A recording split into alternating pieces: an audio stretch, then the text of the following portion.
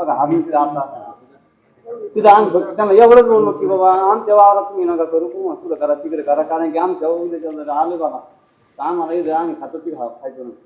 त्याच्या परिस्थितीत आमचा काही राहत नाही. भाजपचे आमदार सुरेश धस आता ढाकणे कुटुंबियांच्या भेटीला आलेले आहेत. जिथं खोक्याचं घर वन विभागानं पाडून टाकलं त्याची देखील पाहणी केली. त्यानंतर याच ढाकणे बंधूंना भोसलेनं मारहाण केली होती असा आरोप आहे आणि त्याबाबतची तक्रार आहे. आणि आता ढाकणे बंधूंची कैफियत सुरेश धस ऐकून घेत आहेत. तुमच्या पायापूर तुम्हाला पैसे न करू पण मला फक्त संरक्षण द्या. मी कारण राहणार भात खाली सुना लेकरं बाळायची ते कसं सांगणार सांगा बघ. बस त्या आले ते नातेवाईक कोणी आले गप्पा गप्पा आणलं आपलं काय आपलं कुणाला हाणायला हात वाटू का मला सांगणं ते गप्पा गप्पा आणते ते करता आणते रप्पा रप्पा काही पेटवून लोकांना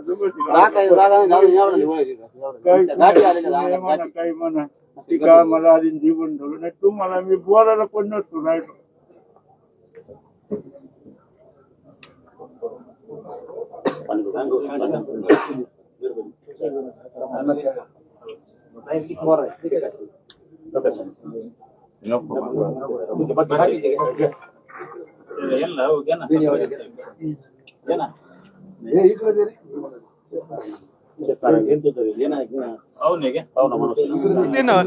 ढाकणे कुटुंबियांना मारहाण केली होती आणि आता ढाकणे कुटुंबीय आपली कैफियत आपली बाजू आता सुरेश धस यांच्या समोर मांडताय.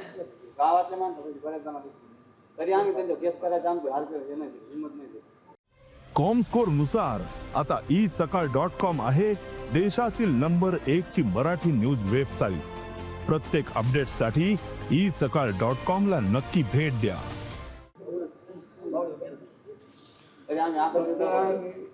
साहेब आम्ही घेत पण फक्त मी मला ते गॅरंटीच वाटत नव्हतं कारण मी आता जाणारच म्हणलं कारण एवढं लागतं त्या गाठी निघत होते ना तोंडातून.